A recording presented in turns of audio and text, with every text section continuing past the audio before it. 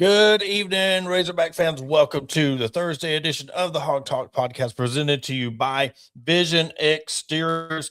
Adam is back off of some well-needed PTO. He submitted that request a couple weeks ago, so I granted it. So it's been weird. Last Thursday went solo. So, hey, I tried to hold the fort down, and it's weird, Adam, because I can honestly just plug my part in and have you respond to that, because we're going to be talking about the same exact thing. Because here we are.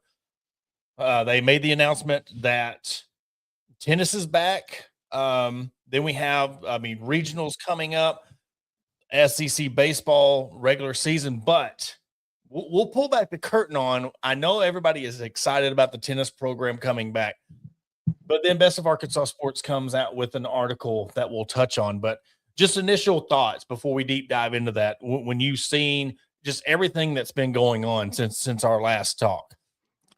There's been solo, and which we're going to go over quite a bit tonight. But let's just start with today. So with tennis, my initial thought was essentially you got a bunch of pressure. It was bad publicity for you to shut down these two programs, which I know there were some other Power Four schools that shut down different programs after Arkansas was just kind of the first. But it was a bad look. And essentially we all knew why you did it, to pump that $5 million into football. And whatever the case may be, and we'll dive into that later, you brought tennis back. So I props to, I'd say props. I'm glad for the tennis coach and the players, for them to be able to come back. 3 weeks? Yep. 3 weeks is all it was. Then if you want to go to, hell, where are we going to go to? Football, the Ryan's Coach Silverfield's all in on his road show and whatnot. Let's go into that a little bit. Yeah, the quick thing, and Ruskin and Zach have been talking about this a lot lately, and I 1000% agree with them. If you didn't shut down all these Razorback clubs, the local ones, you wouldn't have to do this. And you're also still alienating the Delta part of the state. So then there's that. But at least you're trying to do something. And then shout out to, the guys at the combine holding down their fort. Billy Richmond's making a name for himself, stepped up a little bit. People have kind of looked at a little bit shocked at Malik Thomas only being 6'3" barefoot. I think they were expecting him more at 6'5"-ish. There's some even talking that he needs to be 6'8" before he really could make a splash in the league, whatever happened. All in all, after all this is said and done, I'm still holding out faith and hope that we see Malik Thomas and Billy Richmond in Arkansas Razorback uniforms next year, pulling in around $2 million in NIL, because I think that's what they'll garner. So there's been a whole lot, and then you've got Arkansas and Kentucky that's started. Yes. So you've got a whole lot going on. Yeah, we're going to have a jam-packed show tonight again, and I think what we'll do is we'll earmark the whole basketball. We'll move that to Monday, because there's a lot of questions that goes around with Malik Thomas, Billy Richmond, them coming back. Should they? And if they don't, what will that leave with Arkansas? Is there a lot of the fans, is a lot of even Coach Cal hanging on the fact that them two come back? So we'll just table that, fans, and we'll talk about that on Monday. But just a lot to get into. We'll start with the big news of the day. And yes, there's a lot of people that were excited about it. And I will say, first off, they have every right to be. Last Thursday, Adam, I don't know if you tuned in or watched any of what we had going on, but I'm proud of the people who stood up. The title of tonight's show is "The People Have Been Hurt." You stood up against the big bag monster. You pulled the curtain behind the Wizard of Oz, and you showed them that he thought he could just do this, and it was almost like a slap in the face. And it's almost a playbook from the Chuck and Bo show, calling the fans ignorant. You thought the fans would be ignorant. You thought they wouldn't see this. You thought that you just doing this photo, or what do they call it? The dump at 3:30 on a Friday. Yeah. Nobody would catch this and nobody would care. Well, no, we care. Everybody cares. And the fact that you had people raise more money, and I've said this, but yet I'm going to give credit because they talked about it today. Ruskin and Zach talking about you had a tennis program raise more money than you have since you've been here. Mhm. That's embarrassing. And then you pull the stunt today. So, I mean, as much as I want to be happy and I want to be right there with everybody else, I seen Courtney Mims celebrating and interviewing DJ Williams, 4th and 5. They're having the coach on. I really want to pull back the curtain a bit because there was a part in this article that Best of Arkansas Sports wrote today by Andrew Hutchison, who I'll tell you this. I know there's been a lot of people who have been covering it, but Andrew Hutchison, Best of Arkansas Sports, have really been doing a kick-ass job every day, making sure that we're up to date on what's going on with these articles. But the big thing is, Adam, I'll get your take on this. And it says the path involves establishing endowment that could fund the sport perpetuity. So basically, he wants them to do all the funding for him, which, you know what, if they want to bring it back, I get that part, in which I will accept that part of it if that means getting it back.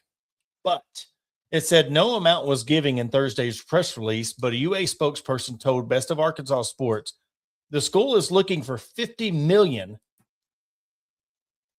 and which then at 5% interest generate $2.5 million needed to run the two programs. You're asking more for a tennis program than what you would be doing for the basketball program. $50 million. And then here's the bombshell, Adam. Yurchek added in his statement that the athletic department and Razorback Foundation will monitor those efforts to ensure they don't detract from any of our other broader fundraising priorities, as well as confirm the progress towards Arkansas tennis's long-term sustainability past this initial investment. So I've got this retweeted, quoted, so go on our Facebook page, our Twitter.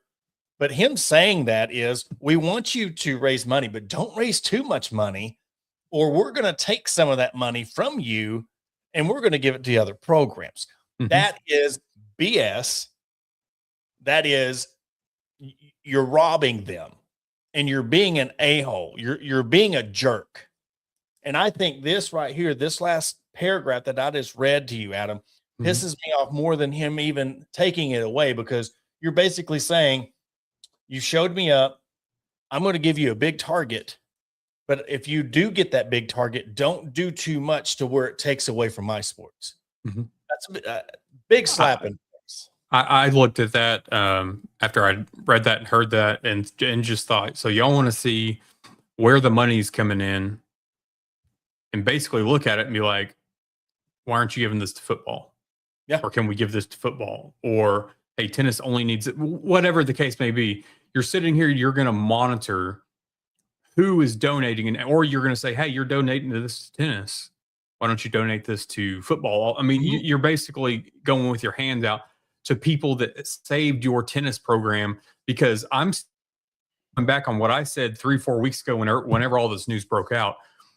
Y'all cut the tennis programs because you wasted time on finding money in the budget to save them. You were given the task back in whatever it was, January, to come up with 15 million or whatever it was, and you didn't do it. You waited until the last minute, and so you cut 2 programs. And then I also wondered too, and this was a question that was brought up on halftime from a fan, I don't know where, but his question, maybe I never even thought about it. And I'm not saying anybody here has the answer, but the question kind of crept up.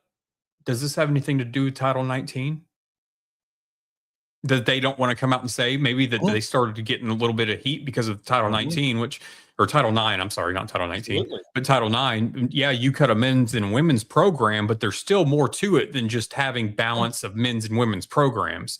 So did you start getting heat for cutting these programs abruptly from up above, being above the university even? I'm talking, government level, not to get into all that. Well, but, I mean, so but you had decided, Tom Mars, we've got to bring these back. You had Tom Mars, I mean, a lawyer talking about it. You had Matt Brown, who we had on talking about it.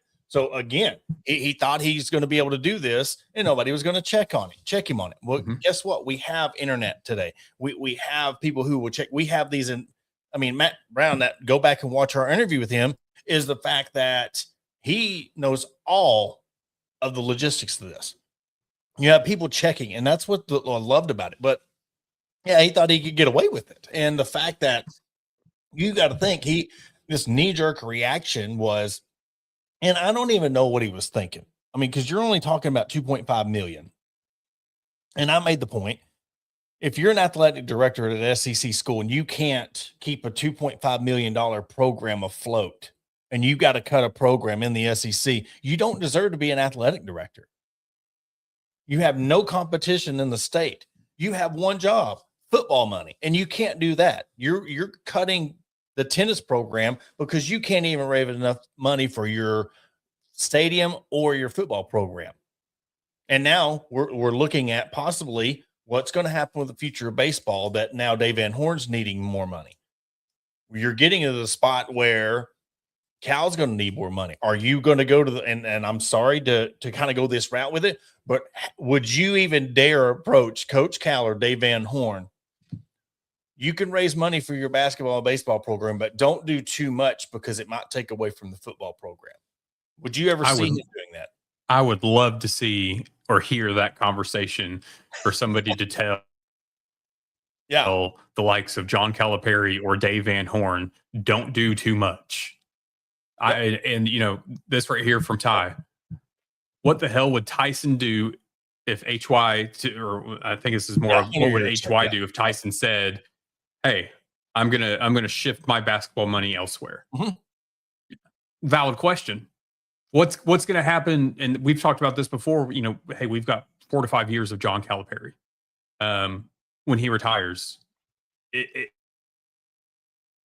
where's that money going to go? Is it just going to be like, hey, go back in his pocket? Is it going to shift it elsewhere? Obviously, 4 to 5 years. I think we can all bet that $100-year check will be nowhere in sight. God forbid. I hope he's gone. I don't want him anymore. What are they going to do then? Because we're already seeing the shift of, we still don't even know what Learfield's doing. We don't know what Arkansas is doing. We have no idea what's going on. Now we're circling this grassroots. We've got to recruit Arkansas again. I have no idea what's going on in the University of Arkansas athletic department. Yeah. And it's got to start from the top. There's just no way you can, and I had a back and forth a couple weeks ago with a super fan about they're playing the fiddle as the ship sinks. That's you have this group, and it's almost like, and there's part of the media. You have media shows that they're scared to say the truth. They want to sugarcoat everything. They want to play favorites. They want to sunshine pump everything. They want to project and claim it's AI, but they want to use their platform, but yet put AI tag on it so they don't get in trouble, or they can backtrack on it that Arkansas is going to win 6 games this year. Yeah. We're seeing a lot of sunshine being pumped, and you have people writing articles about how they're going to go out and they might compete with Utah or Georgia, but don't dare come for Bobby Petrino but yet you glazed over him for 10 years. But everybody's scared. Not everybody. There's a lot of people that are scared, and I'm wondering why. In today's age, and I'll even say somebody like the Chuck and Bo show, or some of these writers like Sports Illustrated, SI, people can branch off and do their own thing now. You look at all these meteorologists that have left network television and doing their own platforms and making more money doing it. So what are we scared of? You can get a press conference 20 minutes afterwards. And are you really that curious over a press conference of a 2-10 football team?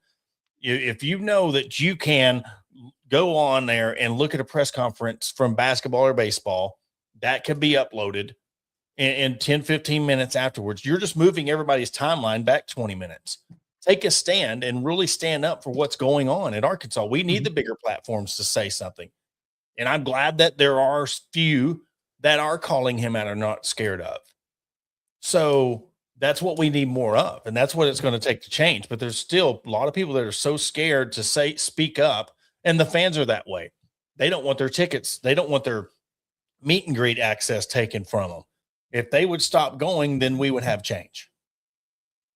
And yeah, I mean, this is the one from the Oklahoma series, but yeah, we were at let me see here. Yeah, $9,900 jackpot for the Oklahoma series. So That's how much is this costing the university to run this? I that's what would I love to wonder. know how much this costs. You again, I've said this for the millionth time. You're on your third wife and linked you. You had Blueprint, you had Edge. Where's this one Razorback? Where's one Razorback at? We're talking about one Razorback, and you cut a tennis program, and then you threaten them if they raise too much money. Well, don't take away from their darling Well, program.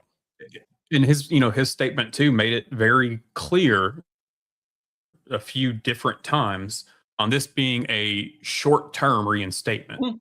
Yeah. So, here's the thing, and Matt Jones brought this up on halftime when they were discussing this, and it was a thought that was in my head too. Is we all know how sports work, especially today when it comes to recruiting, NIL, things of that nature. All these windows, all this, that, and the other. So for 3 weeks, you cut this program. For 3 weeks, you made it known that this program would not exist. Now you're saying, hey, on a short-term basis, so basically, let's say we're going to go with this next school year, you're going to have a program, but we're going to be reevaluating. What do you think that does for tennis recruiting? Mm-hmm. Exactly. What are you going to do? What are these coaches supposed to do to get athletes to come here to a program that may or may not be here the following year? Mm-hmm. You have now screwed over these coaches and the players that do want to be here or thought about coming here because they're going to be like, I'm not too sure about going there because the next year they may not be there.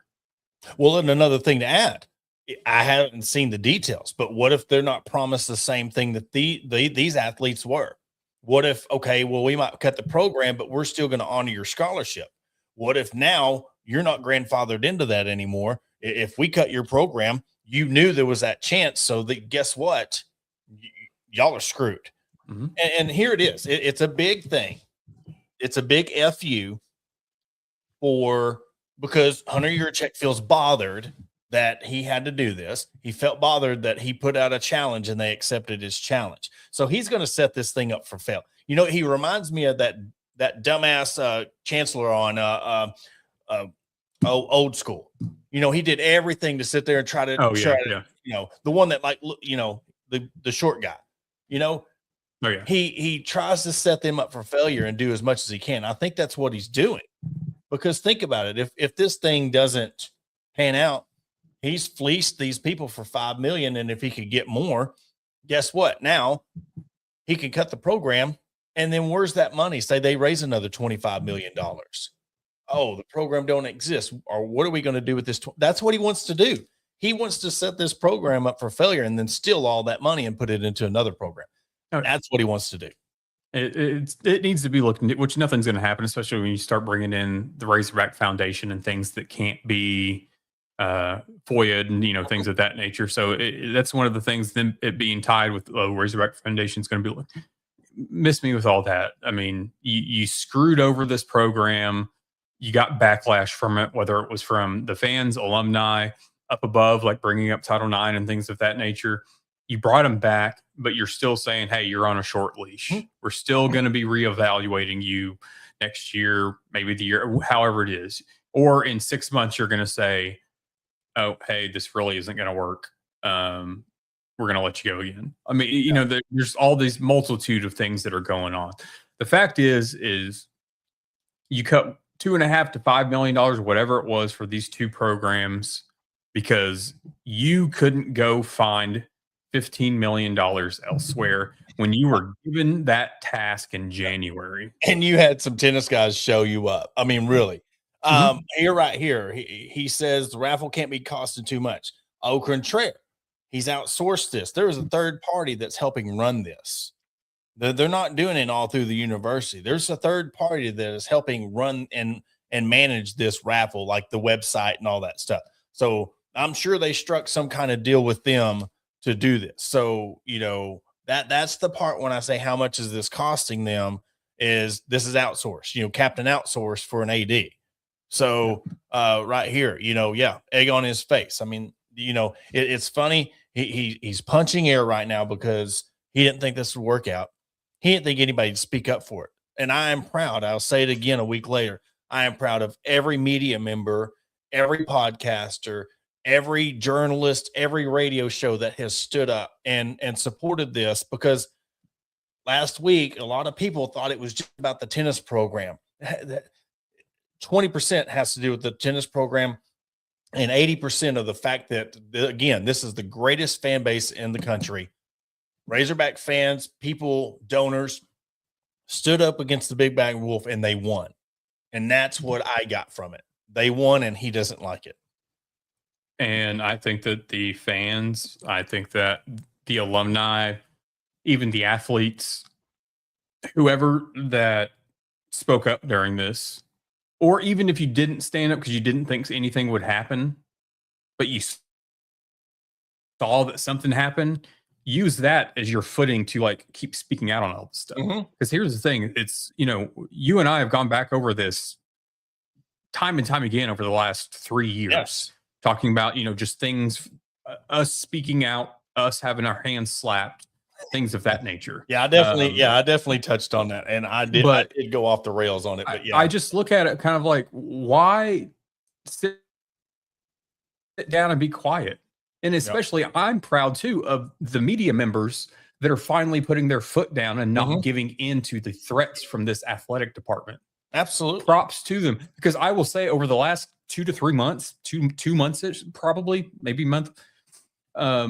Like I truly applaud even ESPN Arkansas, because I feel like from about Ruskin and Zach always speak their mind, but even with halftime, I feel like that there's a little bit more voice on there. And I think I'm saying you're never going to get that from Chuck and Bo. Yeah, no, absolutely not. I think it has to do with you had an athlete involved. Matt Jones played there. And I think he can see this from a different point of view, and he felt offended that what's going on. And he's like, no, man, no, I'm going to speak up.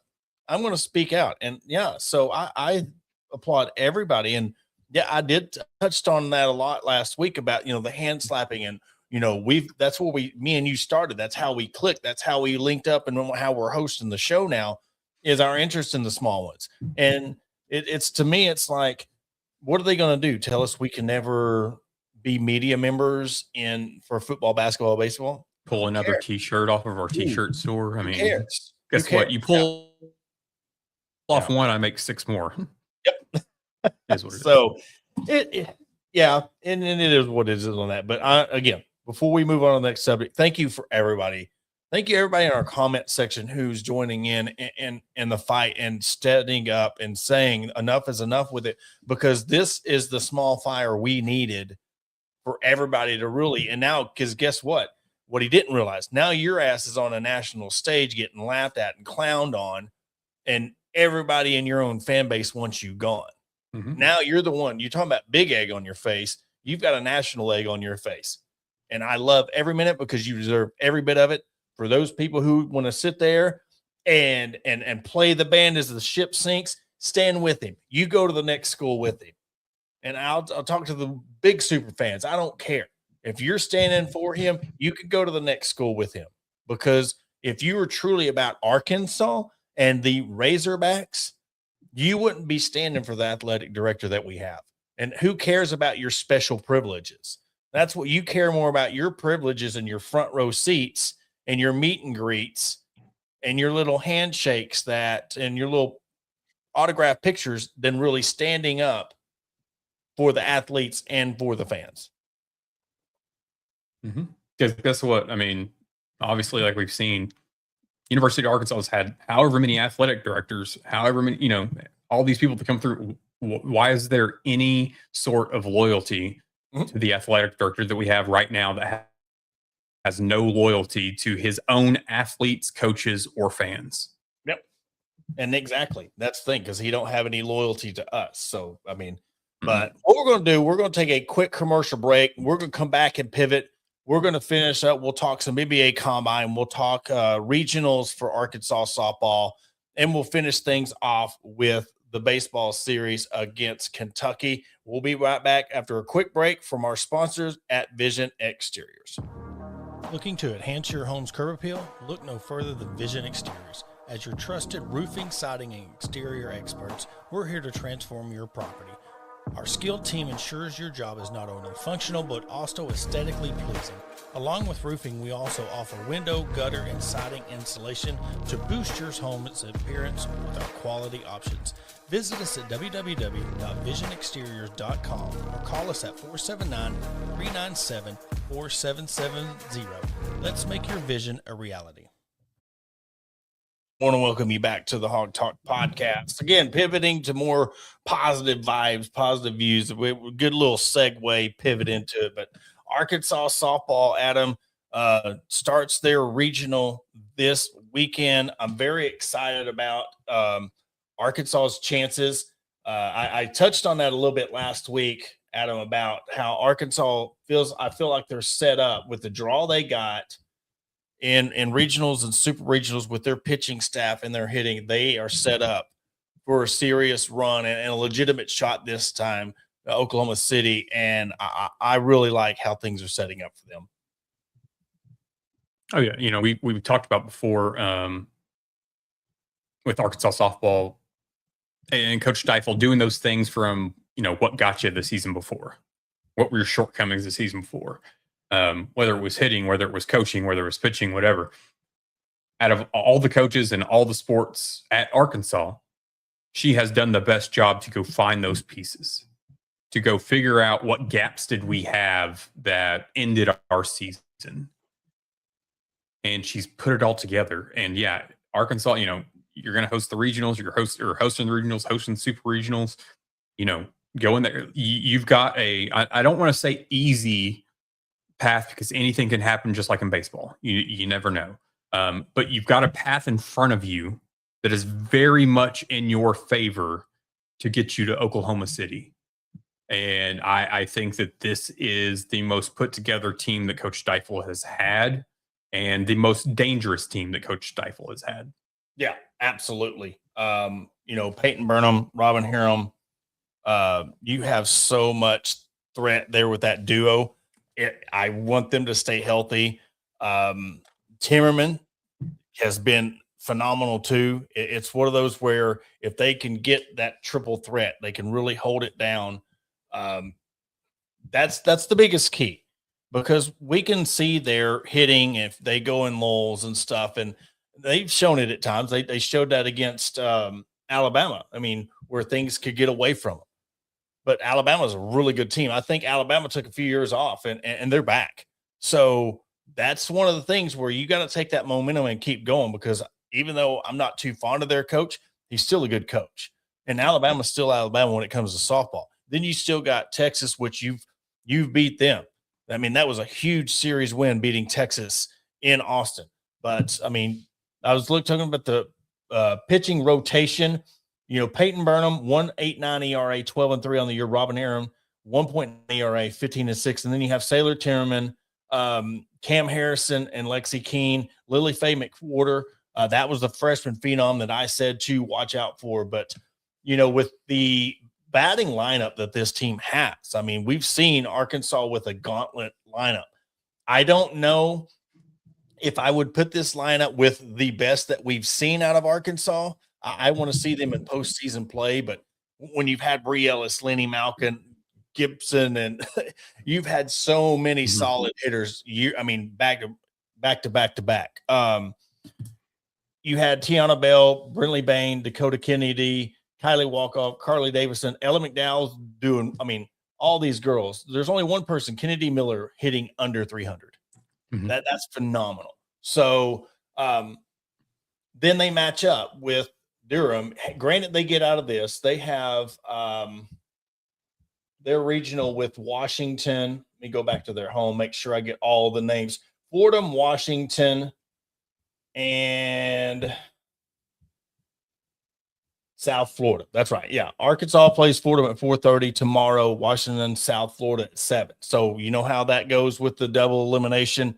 And then they will face the winner of the Durham regional, which of course is Duke, Arizona, PTSD from Arizona, and then you have Howard and Marshall. So I love the fact that you could host, and if they can keep their pitching staff and everybody healthy, I love their chances to get to Oklahoma City. And I think we're seeing too, and this is something that we've talked about also, and you know, getting softball and Coach Deifel money. Mhm. I think this is kind of the potential breakthrough to see from the softball team what we've seen on the baseball team on being a regular, whether, Omaha for baseball, Oklahoma City for softball. You're right here on the cusp of being a regular in Oklahoma City. So whatever Coach Deifel needs, you need to get it to her. Over the bag. Yeah. Or, Yeah. I mean, get Absolutely. her team the bag, keep her here, keep her locked in, because you are on the cusp of having this softball program a regular in Oklahoma City for years to come. That's what it's going to take. I think with the fact that they have been so close. You got Courtney Deifel and Colby Hale. Colby Hale's made it to the very end, almost to the final cup, final four. I cannot remember the terminology, what they call the final four in soccer, but he's been right there winning SEC championships and making it through the NCAA tournament. Then you have Coach Deifel making it to super regionals and just being so close to making it to Oklahoma City. I think that you get this team to Oklahoma City, you get them to the Women's College World Series.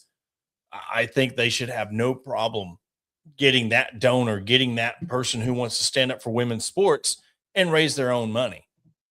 And that's what it is. But also, that's where we brought in the importance of having other ways. And we don't know. You look at what we were talking about, Adam, when we were on the last time, Amazon and Duke, there's so many opportunities where it should be a no-brainer where Arkansas could raise extra money for the big three sports and then let that 20.5 million go to these other sports. I just don't see in this day and age, when you have a heads up, where this stuff is going, why you can't use half of or more than half of this money for other sports and use your big donors, use your Walmarts and Tysons. But then again, that goes to show you maybe we do need another athletic director. Maybe that's the reason why. Maybe they don't believe in you to man the ship anymore, and they're not going to give you any money until you do so, or until something happens. There's too many powers that be, whether it's athletic directors, whether it's chancellors, or even the head coaches that don't want to buy into NIL. And I totally understand why, but at the same time, there's too many of these people in these positions that are too comfortable in the sense that they can do just enough to get by, that they don't have to change, they don't have to adapt. And I think that's what we're looking at with ours right now. It's just the fact of, I don't want to do it, so I'm not going to do it. Yeah. I don't believe in this. Or maybe, hey, I see where all this is going. Like, I get it, blah, blah, blah. But it would be too much work for me to actually have to do something. So I'm just going to act like I'm completely against it so that I don't have to mess with it. Yeah. I mean, he's too busy being just on too much the committee. He's too worried about the committee job. And I think if you were running a subpar program, I think you would want to spend more time trying to fix that, but you're not. You're not. And this goes to all the sports. I mean, now we're off the tennis thing. We're on to the whole broad spectrum of you can't even raise money for your football. You can't get your a stadium name, but yet you want to go play house with the college football committee people.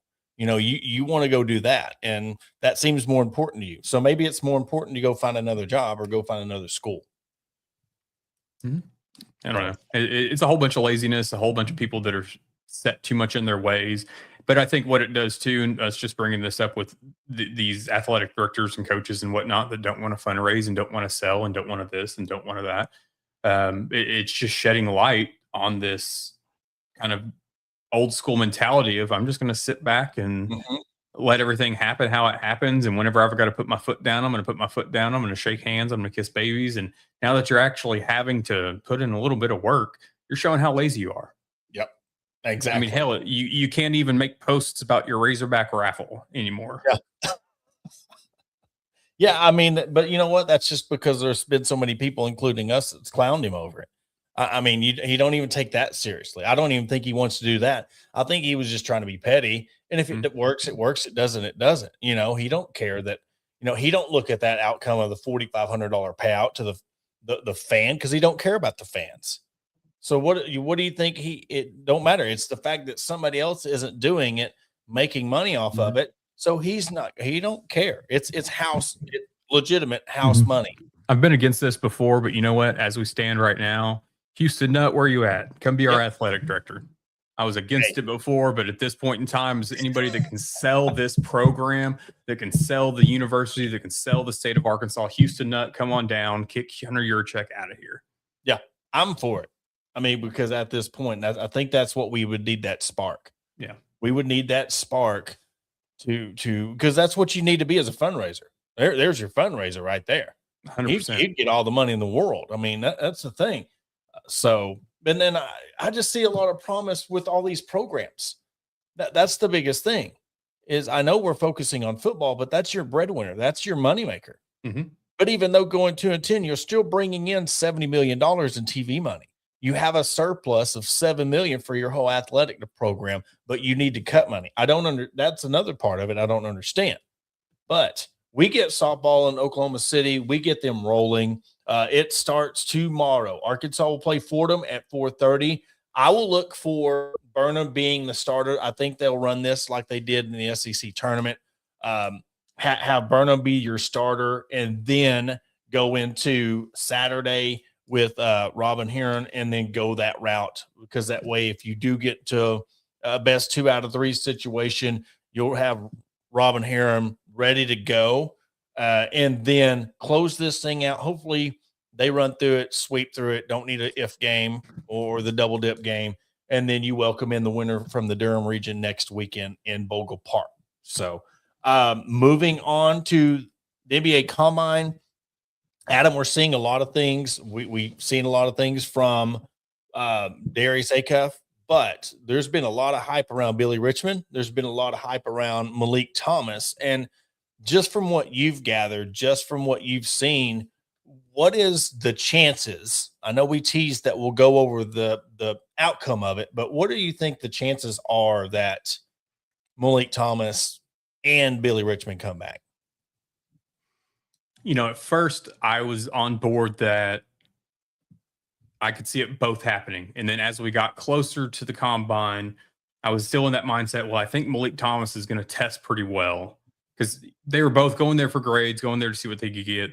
One of the last interviews that I had mentioned before the combine, shortly after March Madness, it was Coach Calipari with, I think, the Pittsburgh or Pennsylvania, one of the Pittsburgh newspapers up there, but it was about Malik Thomas, and he stood pretty firm that if Malik Thomas needed that upper half of the first round draft grade to stay in the draft, if it was late first round, like, he was coming back.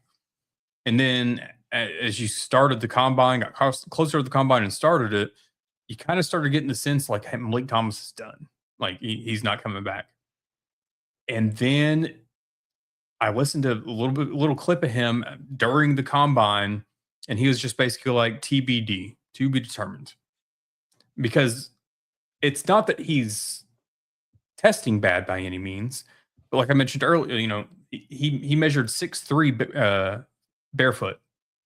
People are expecting him to be about 6'5".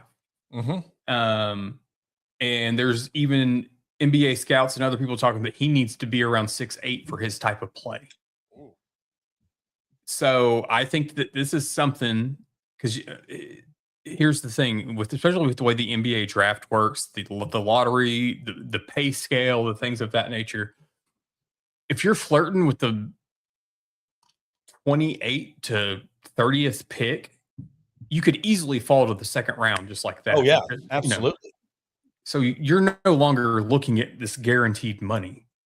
Why would you not come back to Arkansas for $2 million a season for one more season to grow literally, physically, and then up your game a little bit? But maybe it's so you change your game, because I really think he needs to be more assertive, like Darius Acuff. You're talking about the height difference. That's what really surprised me with him, was coming into it. I thought, man, we're going to have a dynamic duo, which they did. But I was disappointed in his assertiveness, in the initiative. If Acuff was off the court, we seen a little bit more from him, but it wasn't like, I want him to take it to the rim. I wanted him to, be No, I'm not saying he's good. I want him to be exactly as good as Darius Acuff, but I want to see more out of him. Yeah. Taking it to the rack, poking on people, dunking it, drawing the foul, getting to the line. But when you're talking about what you just said with that size difference, I mean, you're talking about 5 inches. That huge difference when, like you said, depending on the position you're playing. Mm-hmm. I mean, we see how Trevor Brazil is. It's kind of the same way for him. He's a stretch 4, maybe a 5 in some instances, but he's playing undersized. Mm-hmm. So, that goes into where, yes, and these are drills. You can look really good in drills, but I mean, you had AJ, tanking. I think he's tanking like I thought that too. So it's how you do in the interview, and they're going to look at your tape. If you want to go off of skill, he's got the skill, but that's going to get you in the G League. Mm-hmm.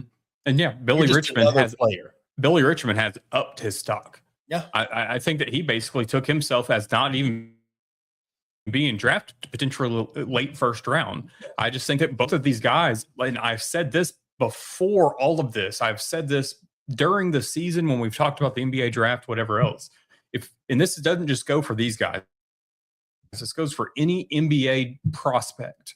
If you are not a lottery pick in this day and age with NIL, unless you're just out of eligibility or just absolutely do not want to play college basketball anymore, there is no rhyme or reason for you to go to the NBA draft. Yeah. There's no rhyme or reason for you to risk that money with the money that is out there in the NCAA, because that guaranteed money drops significantly after the lottery picks. So why would you not come back for it? And we've seen it too, because you went from 2021, there were over 330 players in the NBA draft.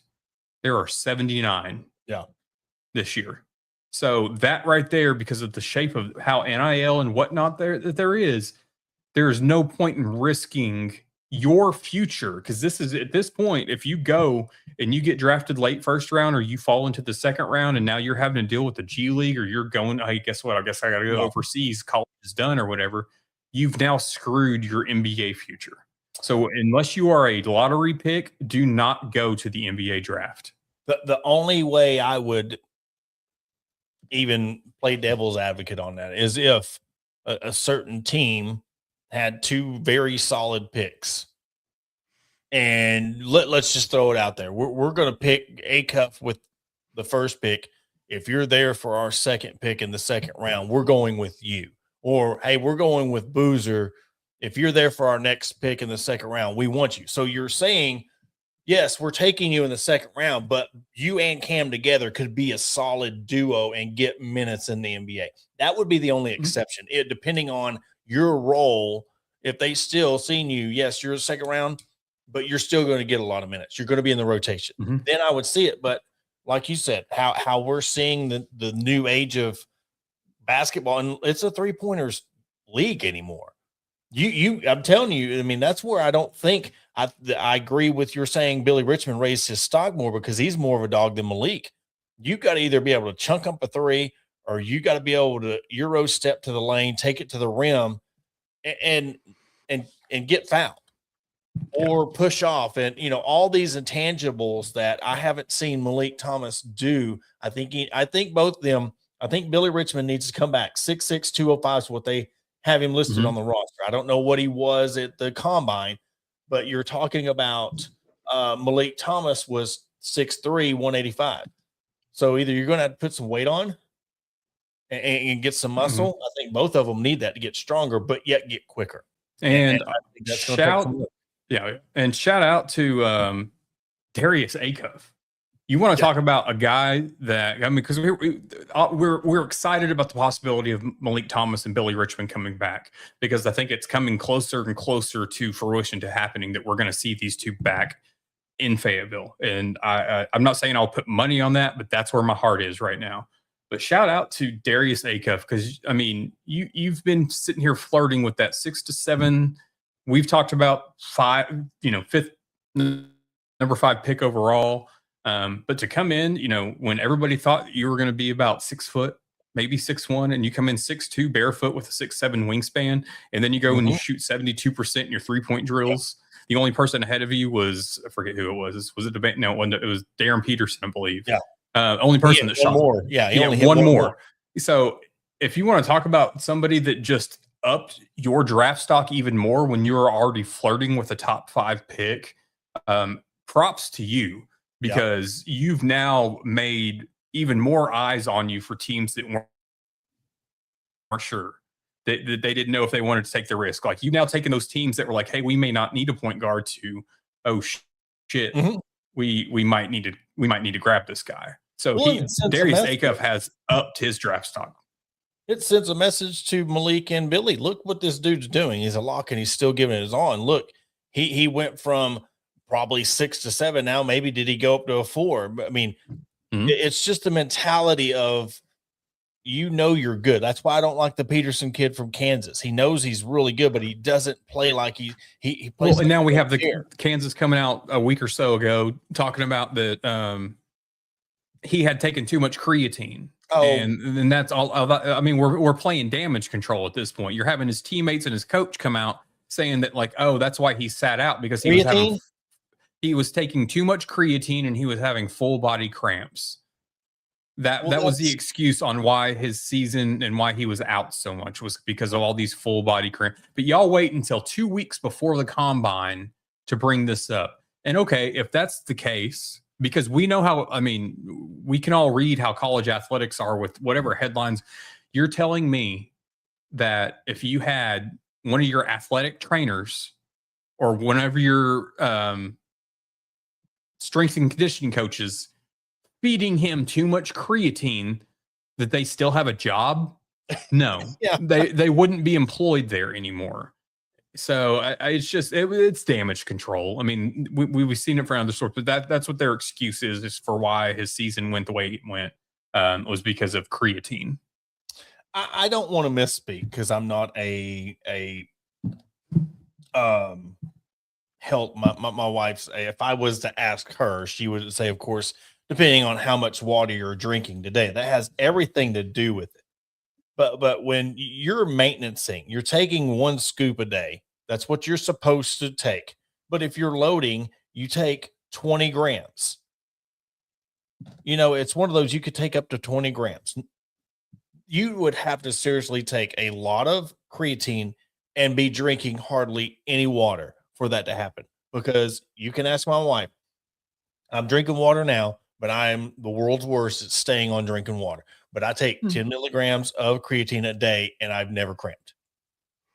To me, that is ridiculous, because that is like saying I put too much salt in my food and I gained 10 pounds. I'm not going to name names, but if he's watching, you know who you are. I remember this was, I think, senior year, maybe junior year. Whenever I went to Northside, he was on the football team. He had taken too much creatine, or had been on too much creatine or whatever else. And he was an offensive lineman. And when they went down to get into positions to snap the ball, he just like passed smooth out, because he was just so, like, whatever was in his system was so jacked up. But anytime I hear about players and creatine, that's what my mind goes to, is that happened. But no, that was all damage control. But, back to the Arkansas guys, like, well, actually, one other thing, I was shocked at Boozer's vertical, and it was pretty awful for his height. I think it was only like 35 or something like that, which I'm not saying I could do better, because obviously I can't. But same time, I'm not sitting here trying out for the NBA. Exactly. But no, I wholeheartedly believe and hope that we see Malik Thomas and Billy Richmond back here. Before I thought it was, we're going to see Billy here. Malik's definitely, potentially gone, whatever. And then we just kind of saw their roles switch slightly, on Billy could stay in draft and we could see Malik back. Now, I think that both of them, they come back. I mean, I think it's something that it's better off if they come back as a pair versus one of them coming back and the other 3 staying, gone. I think it makes you feel like you've got an added camaraderie with each other, that y'all went and did the combine. And then y'all can come back and grow from that, versus like we saw with Carter Knox, which I know Trevor Brazile went to, but he was also, whatever. But them being able to go and see where they're at, go through this whole process, come back, I think it'll have Malik and Billy Richmond will have a stronger bond if they would both come back. Absolutely. Well, and I think a lot of it has to do with, and this is selfish on a lot of fans, me, you, the fact that they weren't able to secure a big man, that makes it me think that they need both of them. Have we ever gotten word on Malik Ewan? I haven't heard. I mean, I don't know if he's going to get a waiver. Yeah. So, but still, yet even with him, I mean, because you're not having Pringle, I know that doesn't help whatsoever. But the fact that I think that has a lot to play into it, especially if Ewan does decide to try out the waiver and doesn't get granted, you're going to have to need both of them to come back in order to, if you want to say we're going to make a serious Elite Eight Final Four run. And again, like we teased, we'll talk about that more on Monday's show. But it's the fact that, okay, what happens if they don't? We'll go into all those scenarios and more. But moving on, final segment of the day, Arkansas will finish up their last series against Kentucky this weekend. Playing tonight. They'll do a Thursday, Friday, Saturday series, gearing up for postseason play next weekend. So they are, let's see, 5:30. So I don't know if we got an update on the score. Yeah. I don't know. I'm trying to find an update on the score right quick on the baseball series, but let's find out right quick. Arkansas baseball.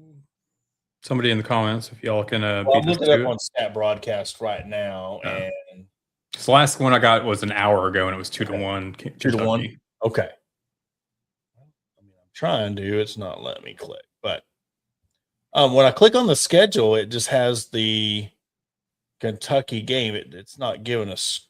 So it might live. Here we go. Live stats. I do have a question though. Is no, it's 4-1, middle of the sixth, Kentucky. Oof.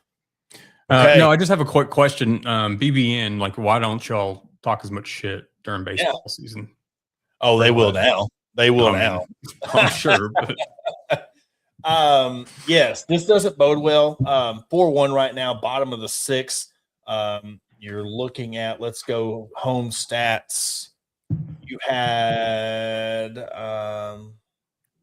visitor stats. So you had Dietz come in, rock solid. He gave up 3 earned runs in 5 innings pitched. You have 2 hits on the game. Ruiz got a hit and Aloy, 1 for 3 each. Guys, this is not. I mean.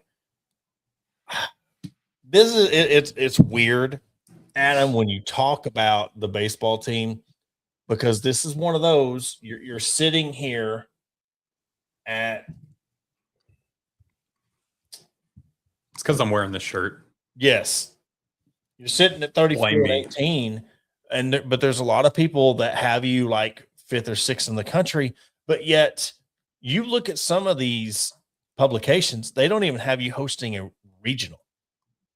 No, I don't think they will host a regional because there's a lot that I've seen that they're talking about Arkansas going to Oregon. I've seen them being bounced around. And me and my coworker today was talking about that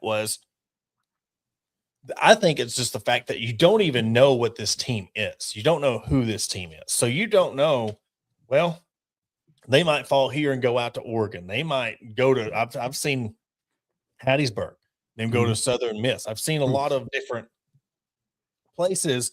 So it's you. I think because they don't know what you're going to get. I don't see this team getting out of a regional this year.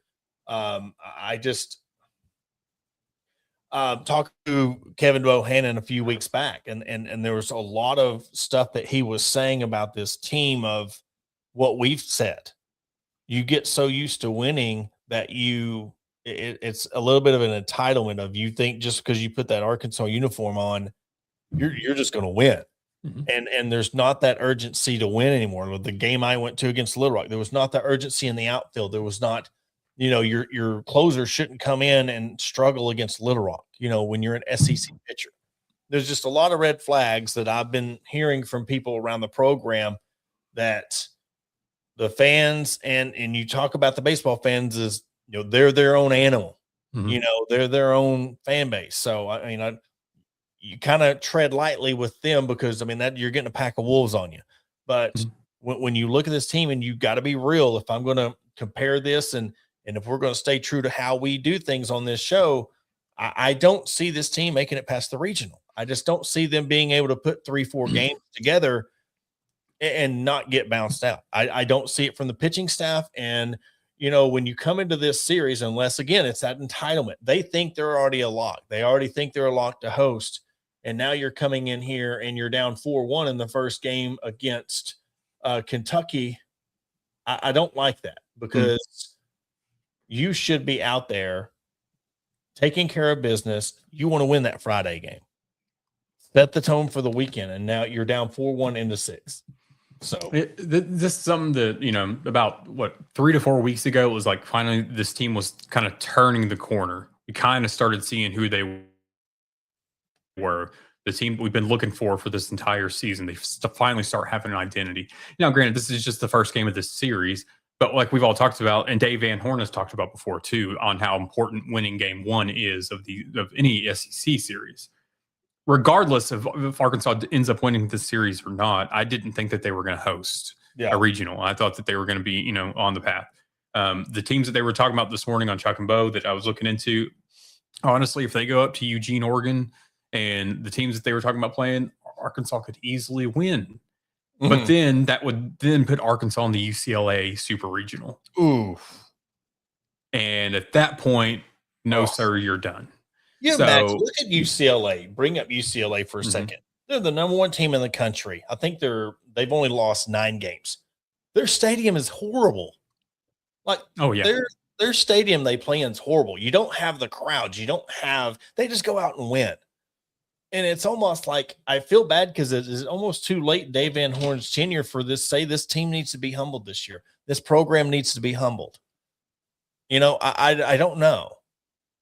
Because that sets Dave Van Horn back a year, and I think we're starting to lose hope that he's going to win it all.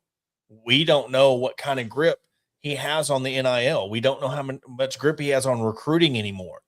I was talking to a guy in the media, and he's just like, he'll never win one because it's passed him by. Yeah. There's been so much that's changed, and the facilities and all that stuff doesn't mean, especially in baseball anymore, because they want to go win a national championship. You can go to any school in the SEC and win. Well, you have. Almost, I don't know how many other SEC schools have won a national championship other than Arkansas. I want to say there's only 4 or 5. I don't know. Somebody correct me if I'm wrong. But when you're talking about winning and then going to the majors, people are going to LSU now. They're going to other schools in this era. And I'm not picking on LSU because they're by far a superior program than Arkansas. But the best of the best is not what gets you. The nostalgia, the program status doesn't, it's almost like when you played your NCAA football and you got to pick your prestige. Did you want to go there? Prestige doesn't matter anymore. It's money. And can you get me to the big leagues? 1,000%. And more so than any other program because how hard it is. Somebody posed a question. I want to say it was DJ Williams about who has the harder path in football, basketball, or baseball to win a national championship. And I don't think it's even close that it's baseball, in my opinion, to win a national championship. Oh yeah. The way that because first you got to deal with the conference tournament formats, but then even to get to Omaha and whatnot, the whole process is so grueling. And with the double eliminations, and then you go from double elimination to it's just the back and the forth, and it's way too much. The biggest thing is the fact that what is the other two? I'm going to see if you can answer what I'm thinking. What does the other two sports have that baseball doesn't when it comes to winning and being your best in a program? Are you talking about tournaments?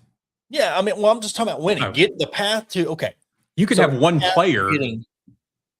You can have one player in either one of those other two sports that define you, whether it's your number one draft pick in basketball or football is going to take that team a lot further, I feel like, than a number 1 draft pick in baseball. Okay. There's more me. Let's go a step further than that. What if that was your pitcher? Okay. That was your pitcher, Kevin Kopps. Okay. So I want to see if you're picking up where I'm going with this. Or Skeens. What can that pitcher not do that a quarterback and a point guard can? He can't play 2 games in a row. Exactly. That is the biggest difference. You look at somebody who is as good as Kevin Kopps was, and they pitched him many times 2 out of 3 series and still couldn't get to win a national championship because it is that hard. The schedule, the format, and you're not having the ability to have your ace out there every single game to play. You don't have your starting 5 lineup every time. You don't have somebody that you can just bring in and they're automatically just as good as you. Mm-hmm. That starting pitching, it's overlooked a lot when everybody wants to automatically jump to football because you play in the SEC or basketball because of March Madness. The fact that you could have an All-American Golden Spikes Award winner, Paul Skeens-ish player, Kevin Kopps, and still not even get out of a super just because if they pitched game 1, what's the chances that they can come back and pitch in that if game? Mm-hmm. That's the biggest difference to me. So I get it. Currently, top 7, we got 2 count, 1 out, nobody on. Robinette's at bat, 4-1. So keep track of that. Pivotal game 1. So if they do indeed drop this, let's see if they can dig themselves to the hole. I think there's a lot of people saying they needed to sweep this series to be a lot to host a regional. So if you drop this game 1, what's the strategy going to be going into Friday and Saturday? And then what does that put you in a position of how many games and how far in that SEC tournament you have to go? Or are they just going to accept their fate? And that's something else we'll talk more on Monday. I think tonight, if Arkansas ends up losing tonight, I think Dave Van Horn, I'm not going to say throws everything out there tomorrow and Saturday, but he's going to obviously try to win the series. But at the same time, whether Arkansas wins the series or not, if they were to sweep or not, you weren't going to host a regional. Yeah, in my opinion. Well, best of luck to him. I mean, again, it's another program you would love to see. Dave, I mean, he deserves it more than anyone. I mean, Courtney Deifel too. If you want me to give you a hierarchy of who deserves a national championship at Arkansas, Dave, of course, because the tenure he's put in, and then, of course, how close he was. Deifel and softball, just being so close to getting Oklahoma City, deserves a trip to Oklahoma City. So we'll see how everything pans out when we come back. Adam, you got anything else? I'm good. All right. Sunday? 8:05, yeah, we'll be on. Sunday, 8:05. We'll be on. You'll be on. We'll be on. Everybody will be on. Everybody will be on. So we'll get it. But before we go, don't forget also, go over to Bet Saracen, download the app, put in your promo code HOG250 for your first initial bet of $25 or more. You get $250 in free bets using promo code HOG250. Terms do apply. For Adam Hall, I am Porter Hayes. Want to thank everybody for tuning in tonight. Thank you to all of our sponsors. Like I said, Hog HQ Live, Sunday, 8:05. Hog Talk will be back on Monday, 6:05, and we will catch you on Monday.